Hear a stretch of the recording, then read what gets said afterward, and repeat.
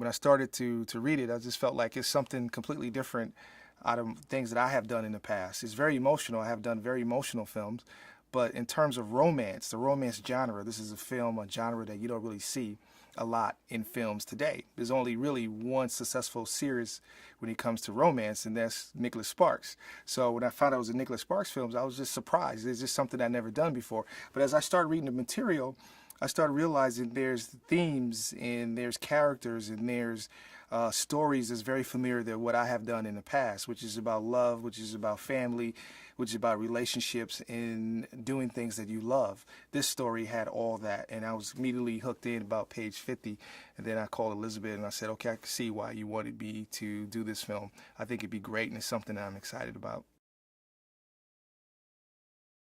For me as a director, one of the things that I wanted to do with the film was, being that there was several Nicholas Sparks films made, and they all have their different tones, but they felt that they belonged. And I felt like as a director, because of the bull riding culture that was involved, it felt like I wanted to bring something different to the ideal of what the movie could be about. You have two stories, and both of these stories and these characters in both stories are at a crossroads. What are they going to do? One character, one couple learn from the other, and that would make the film sophisticated, make it interesting, and at the same time, very universal, that anybody can be able to relate to that. For me, I'm always attracted to characters who have very strong objectives, very strong goals. If you look at this particular film, Luke Collins wants to be the best, and what's being the best is being the #1 bull rider in the country within the PBR organization. What's his conflict is interesting, is that his goal is to be the best, but something comes along in his life that makes him think completely different, which is love. So now you have a character who has to choose between bull riding or death, because bull riding is a very, very dangerous sport, or something as love, something that he's not aware of, but something that he really needs.